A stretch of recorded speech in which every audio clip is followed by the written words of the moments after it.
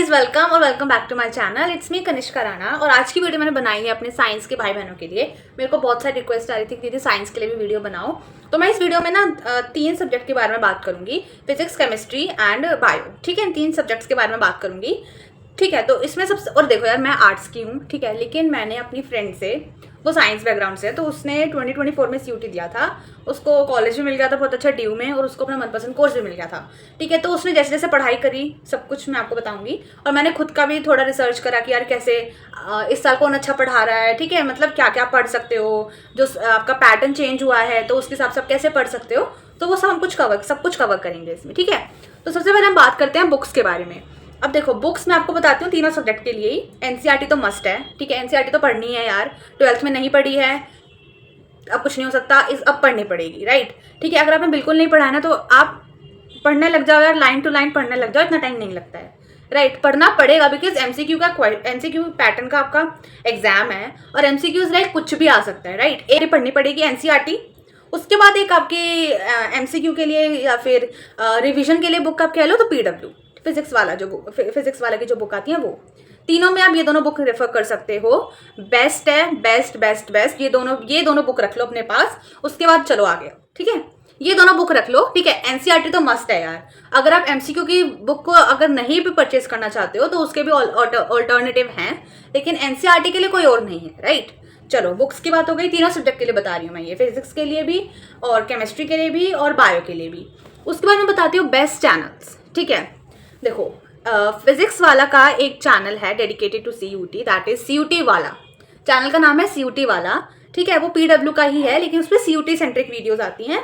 तो वो चैनल आप डिटेल्ड एक्सप्लेनेशन के लिए और कॉन्सेप्ट के लिए आप उसको रेफर कर सकते हो उस चैनल को, ठीक है। उस पर अच्छे अच्छे टीचर्स पढ़ाते हैं, तीनों सब्जेक्ट की मैं बात कर रही हूँ अगेन, ओके। उसके बाद एक और चैनल आता है CUT अड्डा 24/7, वो चैनल बहुत अच्छा है यार, ठीक है। बिना डाउट के उस चैनल पे जाके आप वीडियोस देख सकते हो, ठीक है, आप क्वेश्चन प्रैक्टिस कर सकते हो, कॉन्सेप्ट क्लियर कर सकते हो, और वो क्विक रिविजन के लिए बहुत अच्छा चैनल है, राइट। तो आप इन दोनों चैनल को माइंड में रख सकते हो।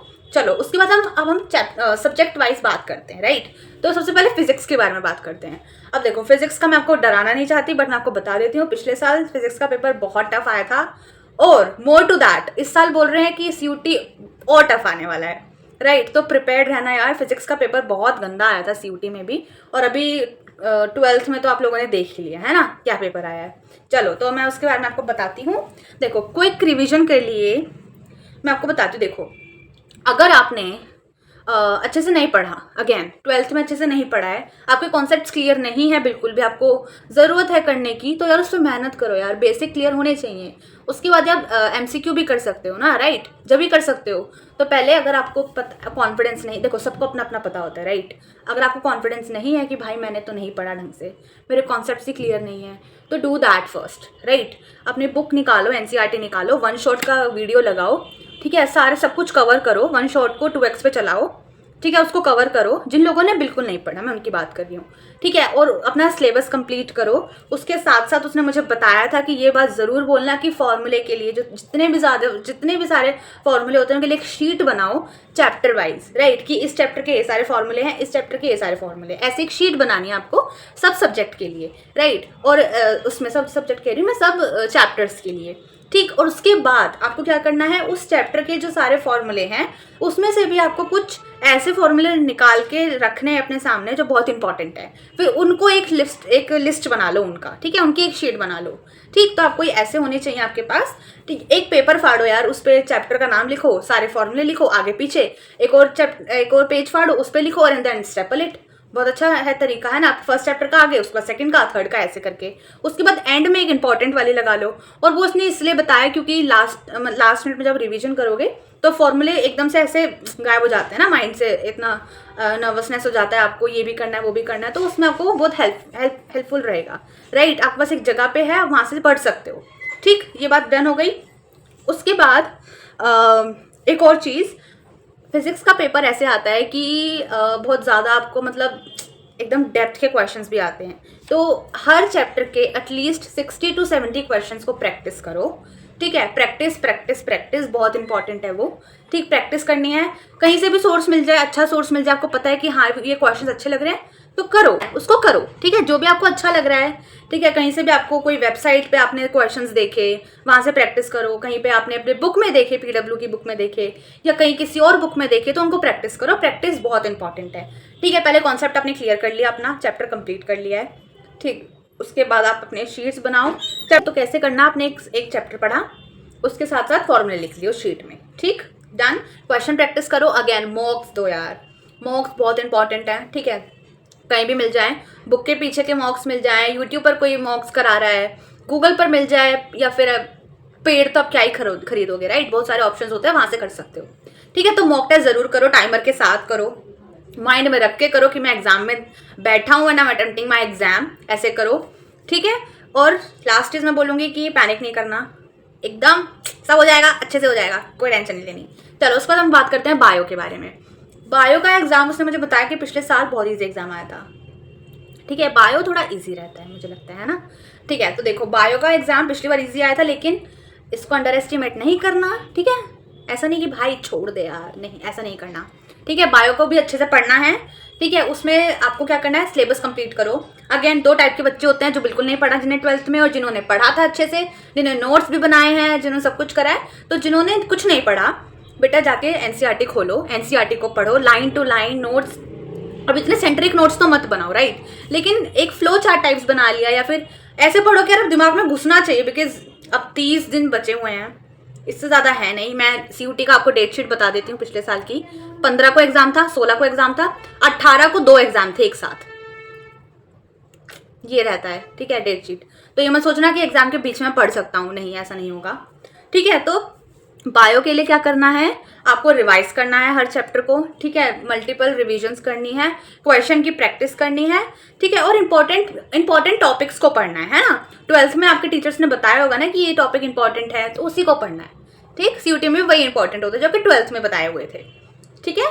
हो गया बायो का ईजी हो गया, ठीक है। सबसे पहले अपनी एनसीईआरटी को रिवाइज करो, ठीक है। अगर नोट्स बनाए थे तो नोट्स से रिवाइज कर लो, नहीं बनाए थे तो बुक खोल लो बेटा, अच्छे से कर लो। देखो कुछ लोग, मुझे पता है, नोट्स नहीं बनाते, मैं भी हर चैप्टर के नोट्स नहीं बनाती हूँ, ठीक है।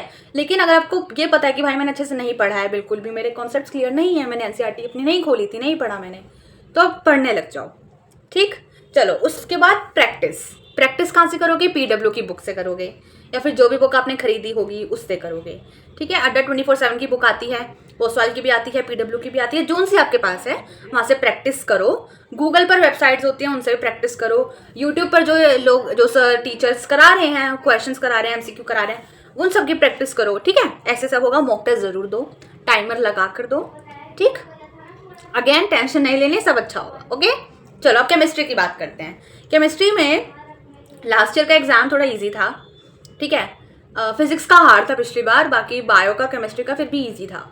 लेकिन अगेन अंडर एस्टिमेट नहीं करना, ठीक है। इस साल अच्छे से पढ़ना है, क्योंकि यार मैंने बहुत लोगों से सुन लिया कि 2025 का सीयूटी हार्ड होने वाला है, ठीक है। तो थोड़ा प्रिपेयर्ड रहना, ठीक। हमारे टाइम का भी भाई बहुत घटिया था, मैं सच बताऊँ, मैं तो साफ बोल रही हूँ, बहुत घटिया था। चलो तो अब क्या करना है, आपके फिजिकल केमिस्ट्री जो आपकी आती है उसमें भी फॉर्मूले होते हैं आपके लिए, तो आपको क्या करना है, उसके लिए भी कॉन्सेप्ट को क्लियर कर। देखो आपको ये देखना है कि मेरे कॉन्सेप्ट क्लियर है या नहीं है। अगर है, आपको कॉन्फिडेंट है कि भाई ये चैप्टर तो मेरा अच्छे से तैयार है, नोट्स पढ़ो अपने, या शॉर्ट में जैसे भी आपने करा, या फिर वन शॉट देख लो, बहुत अच्छा। ये एक तरीका रहता है, अगर आप नोट्स नहीं बनाते, लेकिन हमने पिछली बार पढ़ा था अच्छे से, लेकिन हमने नोट्स नहीं बनाए, तो वन शॉट निकालो, उसको 2x पर लगाओ और देख लो। शॉर्ट वाली जो वीडियोस आती है ना, क्विक रिवीजन वाली, उनको, ठीक है। ये हो गया। उसके बाद आपको क्या करना है, क्वेश्चन की प्रैक्टिस करनी है। और हाँ, फॉर्मूला शीट बनाते जाना, अगर नहीं बनाई थी 12th में तो अब बना लेना, हर सब्जेक्ट के लिए, हर चैप्टर के लिए फॉर्मूला शीट बना लेना, ठीक, ओके। उसके बाद क्वेश्चंस को प्रैक्टिस करना है बुक में से, यही सब है यार, बुक पढ़नी है, क्वेश्चंस को प्रैक्टिस करना है, ऐसे, ठीक है। फॉर्मूला शीट बना लेना, क्योंकि देखो लास्ट मिनट में ये भी हो सकता है कि आपके सेम डे पर 2 एग्जाम, जैसे मेरे थे, कुछ लोगों के 3 एग्जाम भी थे सेम डे पर, ठीक है। तो ये थोड़ा हो जाता है कि कैसे रिवाइज करना है, तो इसलिए थोड़ा अपना शॉर्ट में करके चलो कि लास्ट टाइम में, एकदम लास्ट मिनट आप थोड़ा रिवीजन कर सको ढंग से, ठीक है। चलो ये बात हो गया। उसके बाद आता है ऑर्गेनिक का। ऑर्गेनिक केमिस्ट्री में आपके सबसे ज़्यादा आपका सिलेबस है ना, सबसे ज़्यादा उसमें सिलेबस है, उसमें आपकी रिएक्शंस है बहुत सारी। तो रिएक्शंस की भी क्या करो, एक आपका पूरा अपना एक लिस्ट बना लो कि इसमें मेरे ये रिएक्शंस हैं सब चैप्टर के, राइट। उस चैप्टर में से भी कुछ ऐसी चीज़ें, मतलब कुछ ऐसे आप रिएक्शंस चुनो जो बहुत इंपॉर्टेंट हैं, उनको भी एक लिस्ट में लिख लो, ठीक है। ऐसे करके अपना अब केमिस्ट्री में भी आपके रिएक्शंस बहुत इंपॉर्टेंट होते हैं, उसके अलावा क्वेश्चंस नहीं होंगे। तो ऐसे करके अपना छोटा छोटा करते चलो, ठीक है, कि लिस्ट बना ली, इंपॉर्टेंट रिएक्शन लिख ली, ठीक है, ऐसे करके, ताकि लास्ट मिनट में आप रिविजन कर सको। बुक को रीड कर लो, ठीक है, एनसीईआरटी को। अगेन अगर आपने अच्छे से नहीं पढ़ा था तो एनसीईआरटी रीड करो, अगर आपने अच्छे से पढ़ा था तो अपने नोट्स को रिवाइज कर लो या वन शॉट देख लो, ओके। इनऑर्गेनिक में आपको क्या करना होता है, बेसिकली सारा लर्न करना होता है, ठीक है, तो उसको लर्न करो, ठीक है, सारा पढ़ो, मतलब वैसे उसमें थ्योरी वाला ही होता है ना, तो उसको पढ़ो और क्वेश्चन प्रैक्टिस करो, जहाँ से भी आपको क्वेश्चन मिल जाए यार। मतलब ऐसा कर लो कि यूट्यूब पे जो भी करा रहा है ना, जाके उसका सेशन अटेंड कर लो, ऐसा अपना रख लो, ठीक है, माइंडसेट। चलो, तो that's all in this video, यही सब मुझे शेयर करना था।